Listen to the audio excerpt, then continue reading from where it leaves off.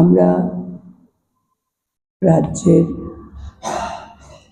4টি বামপন্থী মহিলা সংগঠন এবং একটি মহিলা গণসংগঠন এবং লয়ার্স ইউনিয়নের যৌথ উদ্যোগে আজকের এই সাংবাদিক সম্মেলন। এই সম্মেলনে মূলত যে বিষয়টা সেটা হলো আগামী 20শে জুলাই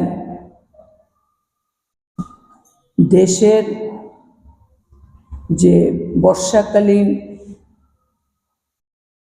সংসদ অধিবেশন শুরু হতে যাচ্ছে, সেদিন দেশের প্রতিটি এলাকা থেকে নারীরা দিল্লিতে আসবেন।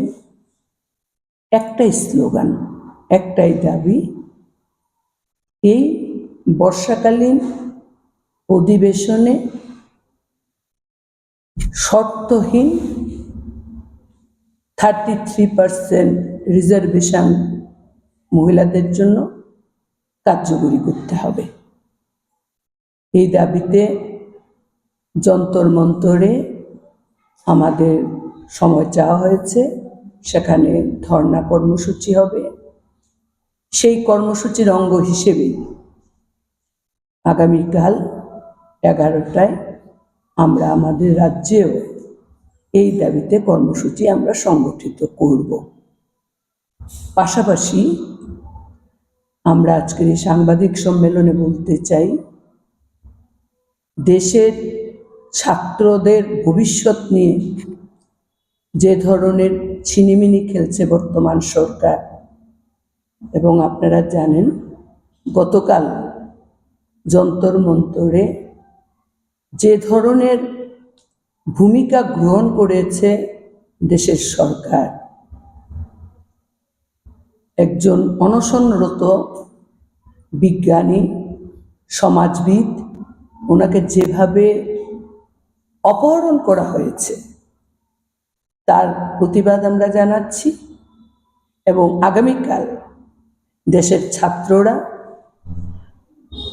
দেশের শিক্ষামন্ত্রী ধর্মেন্দ্র প্রধানের পদত্যাগের দাবিতে যে আন্দোলন দাবি, তার প্রতিও আমরা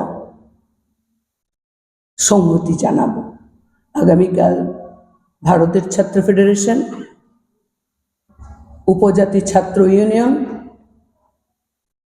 তারা এক দিবসীয় অনশন কর্মসূচি তারা করবে।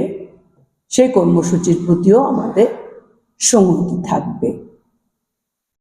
আমার আলোচনায় 2টা বিষয় আমি রাখতে চাই।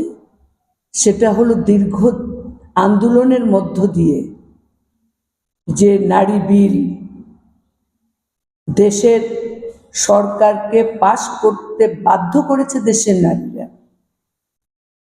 সেই বিলের